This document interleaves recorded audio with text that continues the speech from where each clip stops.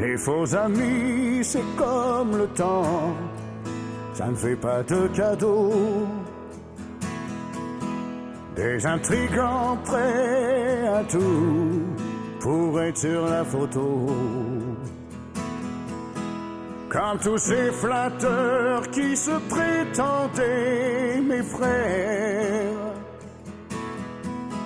qui me serraient dans leurs bras pour le baiser de Judas.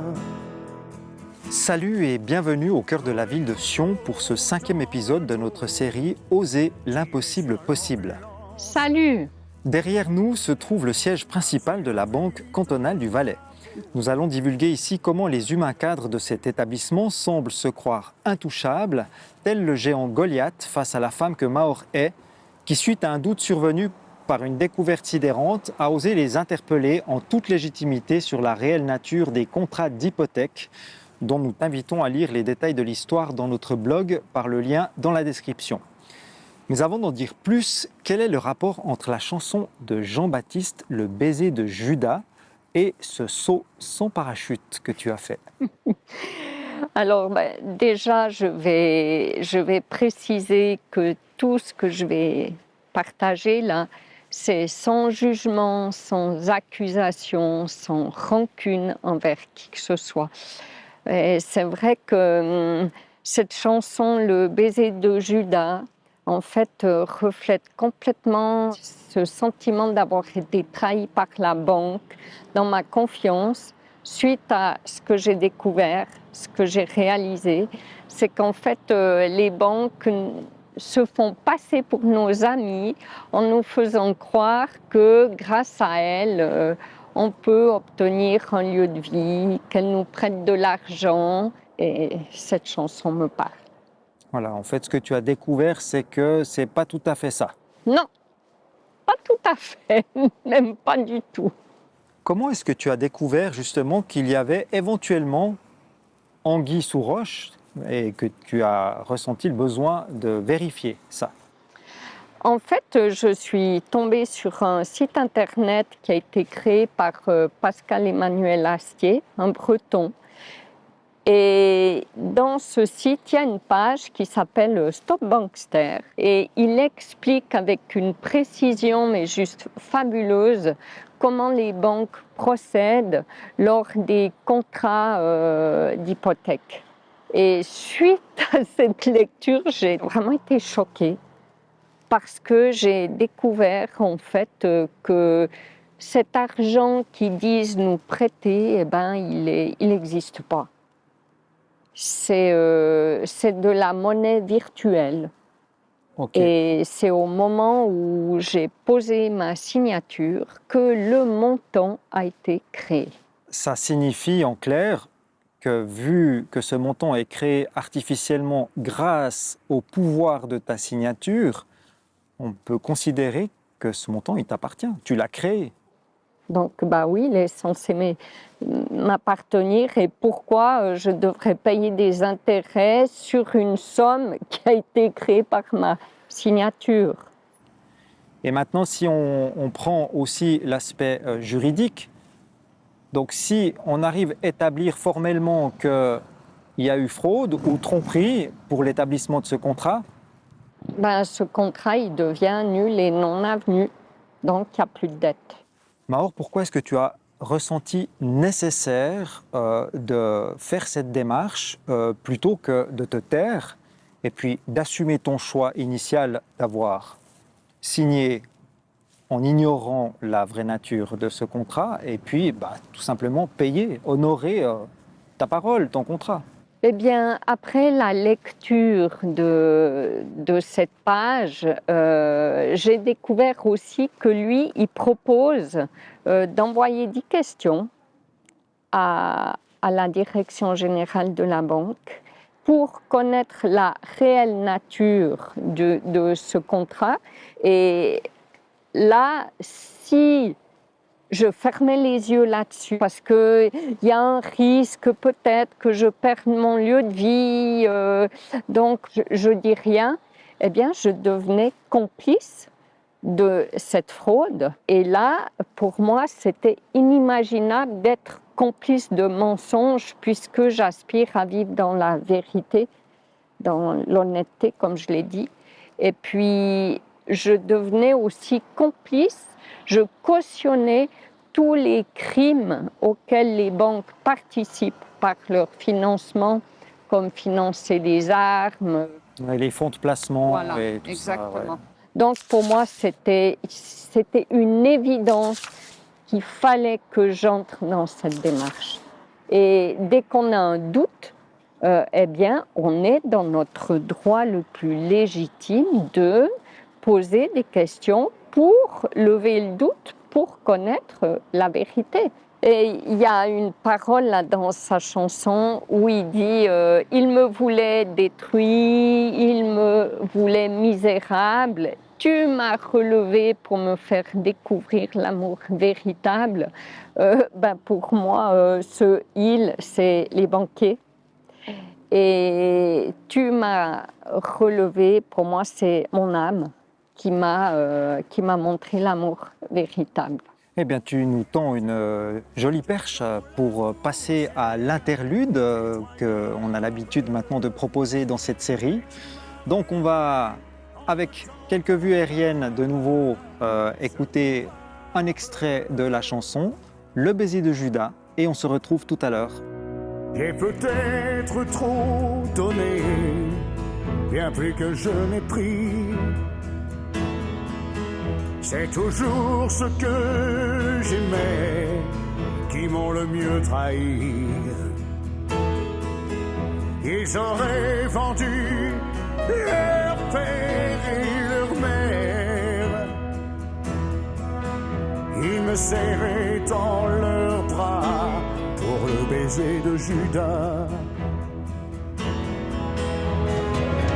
Ils me voulaient détruire et tomber dans l'oubli.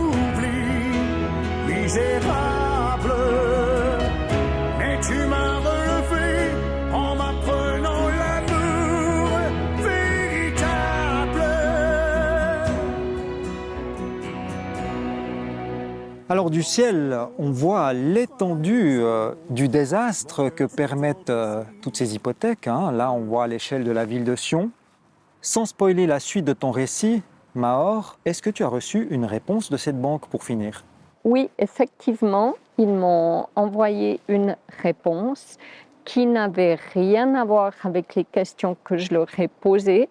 Et en plus, ça a été hors délai. Moi, je leur avais laissé un délai de 7 jours, qui est suffisant si tout était en ordre, tout a été fait dans les règles de l'art et qu'ils n'avaient rien à se reprocher. Eh bien, ils avaient largement le temps de me répondre. Voilà, et puis tout aurait continué sous de bons auspices et tout le monde était content. Voilà. Et aussi, ce qui est amusant, c'est qu'à ce jour, 3 ans et demi après, eh bien, je suis toujours sans réponse à mes 10 questions. Éloquent. On est en droit quand même de se dire, il y a un problème. Eh bien oui, qui ne dit rien consent. Maor, pourquoi est-ce que tu as décidé de faire cette démarche sans aucune assistance juridique ? Pas d'avocat, pas de fiduciaire, pas de juriste ? Par l'émancipation, j'ai renoncé à tous mes droits et obligations de ce système juridique. Et les outils qui sont proposés ? Exactement. Donc, pour être en cohérence complète avec ma démarche, eh bien, c'était d'utiliser ma propre force, mon pouvoir divin illimité et puis de me faire confiance. Tu as souhaité intituler cet épisode « Un saut sans parachute » et tu as ajouté le sous-titre « La récolte dépend de ce que l'on sème ». Qu'est-ce que tu veux dire par là ? Oui, alors pour moi, eh bien, c'est comme je l'ai déjà évoqué dans les autres épisodes, nous créons notre réalité par nos pensées, nos croyances, nos paroles et particulièrement aussi par nos actes. Donc, comme j'aspire quand même à une vie la plus lumineuse, la plus paisible, eh bien, pour moi, c'était important de faire cette démarche dans des vibrations lumineuses, sans combat, sans bataille. Et comme je voulais aussi être en phase, en amour avec moi, parce qu'il y a aussi, on récolte ce que l'on sème dans le sens s'aimer. Et comme j'entretiens une relation d'amour avec moi, eh bien, c'était indispensable pour moi d'entrer dans cette démarche qui était un geste d'amour et de considération envers qui je suis et envers mon âme. Que se passe-t-il dans l'énergie, Maor, lorsque on ose être dans l'affirmation de sa posture? Quand on ose écouter la petite voix, notre petite voix intérieure qui nous chuchote une voix, une direction, un acte, eh bien, on s'aligne avec nous-mêmes et on s'aligne avec les lois universelles, avec la lumière, et tout devient beaucoup plus fluide. L'autre chose, c'est que j'ai pu vraiment remarquer comment cette démarche a été puissamment initiatique pour moi, parce que en fait, elle m'a mise face à des restes de peur qui pouvaient encore être présentes. Je suis une être humaine, comme tout le monde, et aussi face à peut-être à des doutes, à des croyances qu'il était temps que je me défasse.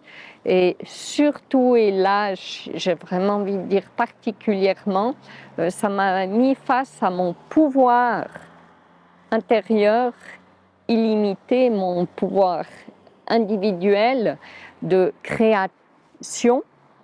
Et ça m'a permis, avec cette énergie-là, d'oser tenir ma posture, de rester alignée avec qui je suis, avec ce qui m'était révélé.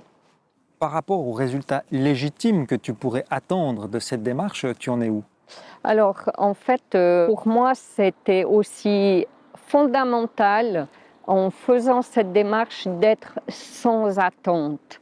Parce qu'à partir du moment où j'aurais été dans des attentes, eh bien, je me serais mise la pression, je serais entrée dans une démarche de contrôle, et ça, c'est toxique. C'est ce qui est important pour moi, c'est voilà, de me faire confiance, et quoi qu'il se passe, eh bien, cette démarche, elle a été inspirée par ma lumière et par ma conscience. Merci Maor pour ce partage d'expériences vertigineux et comme annoncé dans le premier épisode, tellement rock and roll. Au paroxysme du suspense, on observe une fois de plus à travers ce récit l'importance fondamentale du consentement comme outil de création de notre réalité.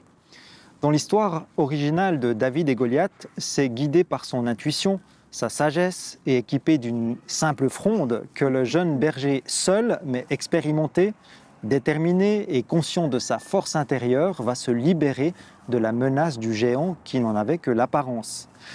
Dans le prochain chapitre, c'est le pouvoir presque illimité que notre espèce a donné à l'argent et la posture d'affirmation de soi dans la confiance en la vie qui seront au cœur du sujet.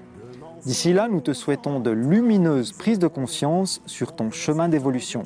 À bientôt. À bientôt. J'ai plus de doigts dans une main que j'ai de vrais amis. Mais ceux-là sont purs, généreux et cœurs fidèles. Ils ne me donneront pas le baiser de Judas. Ils ne me donneront pas le baiser de Judas. Ils ne me donneront pas le baiser de Judas.